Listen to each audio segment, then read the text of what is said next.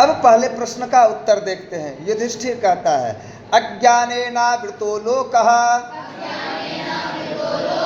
तमसा न प्रकाशते लोभात् त्यजति मित्राणि संगात् स्वर्गं न गच्छति।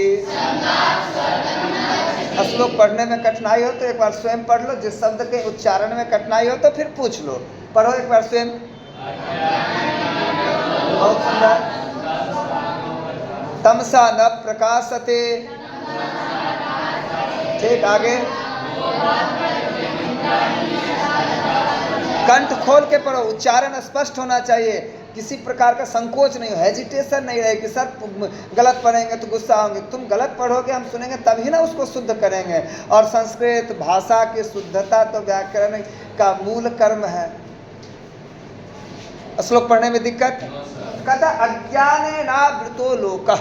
आवृता प्रश्न क्या था, केन स्विदावृतो लोकः, कि कौन घेरे हुए है इस संसार को।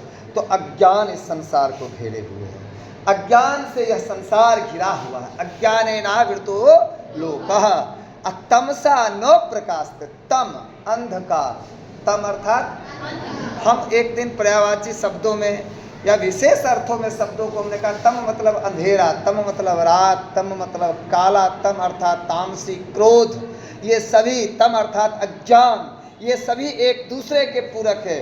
तो तमसा न प्रकाशते, कहा कि केन न प्रकाशते, कौन प्रकाशित नहीं है, किसमें प्रकाश नहीं है, तो अंधकार में प्रकाश नहीं है। तमसा न प्रकाशते, रात्रि में प्रकाश नहीं है। लोभा त्यजति मित्राणि, और जो लोभी होता है उससे कोई मित्रता नहीं करता है, उसकी मित्रता क्षणिक होता है, उसकी मित्रता सिर्फ स्वार्थ सिद्धि के लिए होता है। जब उसका स्वार्थ सिद्ध हो जाता है फिर मित्रता समाप्त हो जाती है। तो लोभी का कोई मित्र नहीं होता है, लोभी अपने मित्रों को त्याग देता है। और संगात स्वर्गं न गच्छति, इस मनुष्य पे, इस पृथ्वी पर मनुष्य के द्वारा किया गया कर्म, चाहे शुभ कर्म हो व अशुभ कर्म हो, वह ही साथ लेकर के मरने के बाद वह इस लोक से परलोक में जाता है। तुम्हारा भाई, तुम्हारा बांधव, तुम्हारी पत्नी, तुम्हारे मित्र, तुम्हारे पिता, वो साथ पढ़ने वाले, साथ काम करने वाले, मृत्यु के पश्चात कोई नहीं जाते हैं। स्वर्ग हो अथवा नरक हो, परलोक में मनुष्य के साथ उसका कर्म ही जाता है। तो यक्ष के द्वारा जो पूछा गया प्रश्न है, केन स्वर्गं न गच्छति, क्या